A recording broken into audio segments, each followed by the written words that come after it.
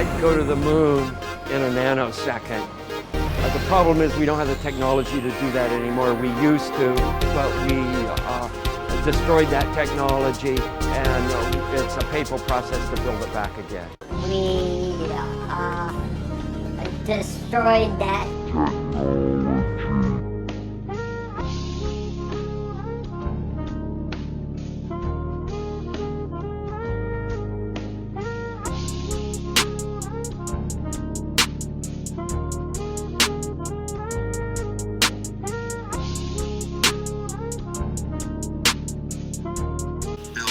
rocket called SOS, which is a heavy lift rocket. It's something that is much bigger than what we have today, and it will be able to launch the Orion capsule with humans on board, as well as landers or other components to destinations beyond Earth orbit. Right now, we only can fly in Earth orbit. And it's a painful process to build it back again. O-ring type seals. No, you don't. With a rotating check. All our hatch seals are O-ring type seals. Yeah, but how? My brain's up here. Let's go inside. We can see it. Okay. Watch your head. All right. Oh. Oops, thunk. So you have a whole series of O-rings in here, and a shaft that you rotate. So I mean, like on the space station, how many of these would you have? 7, because we have 7 windows. What happens if you get a leak on that? Then you have a leak.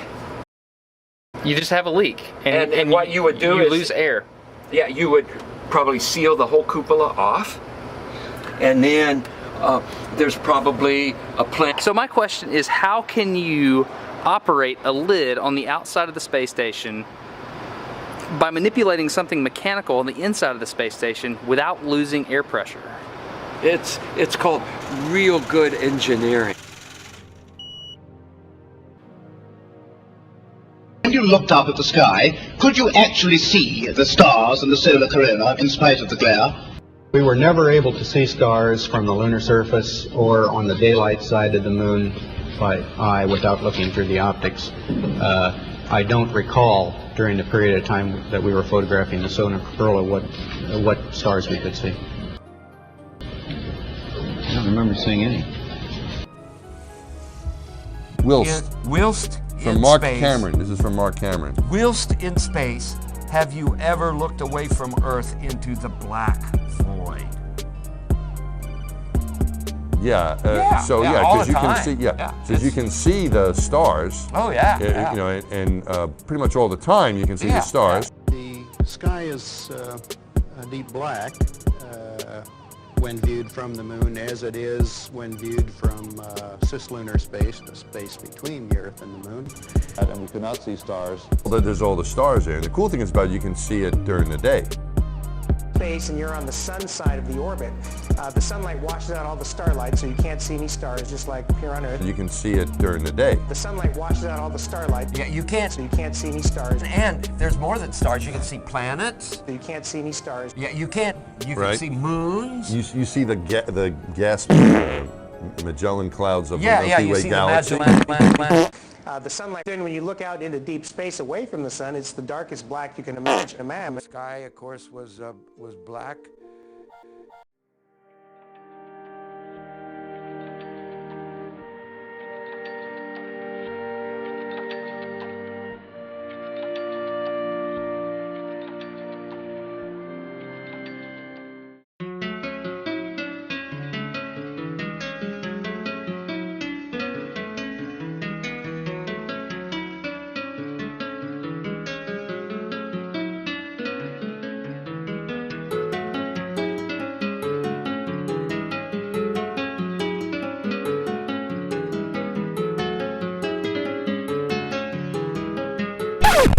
as long as we have our imagination.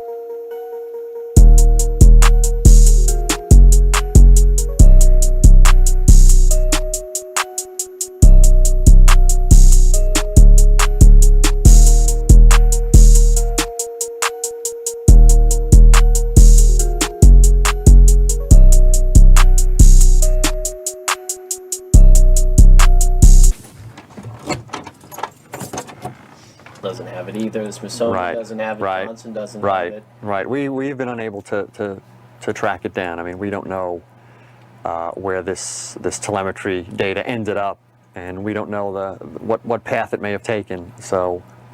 I haven't seen anything that indicates the telemetry data is even in existence, and as I said, even if we had it, we don't have the machines to play it back. I'm sorry, Jay. I'm sorry. I could see how that would affect your Christmas. I made that whole thing up. What? I'm sorry. I guess I just wanted to seem interesting. I guess there's a real danger of that on this show. There's a pressure. Well, yeah, people come out and they've run out of anecdotes, you know, and they just start making stuff up. Yeah. Like that Neil Armstrong guy. Have you seen him on the talk shows? Neil Armstrong, you mean the first man to walk on the moon? Talk about a fish story. Yeah.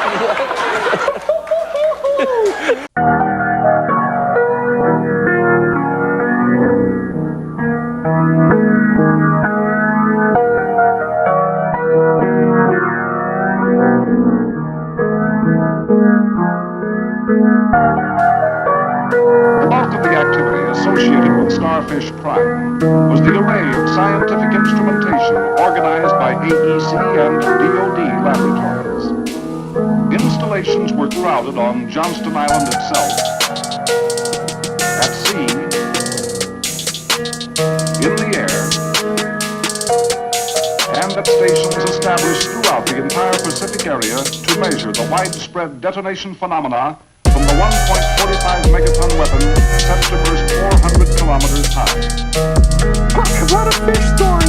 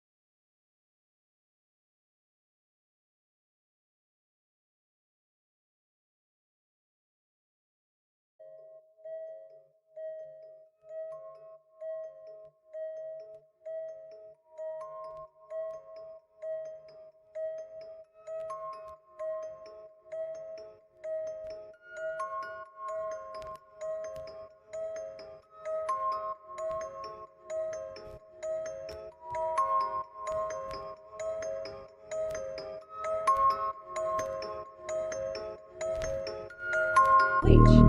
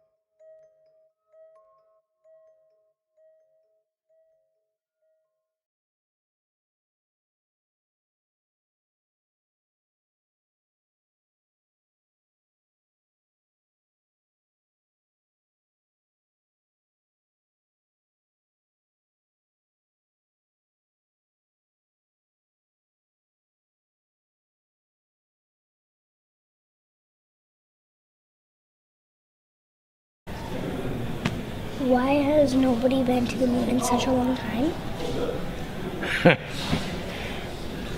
That's not an 8-year-old's question. That's my question. I want to know, but I think I know. Because we didn't go there. Because we didn't go there. Because we didn't go there. And that's the way it happened. And if it didn't happen, it's nice to know why it didn't happen. So in the future, if we want to keep doing something, we need to know why something stopped in the past that we wanted to keep it going.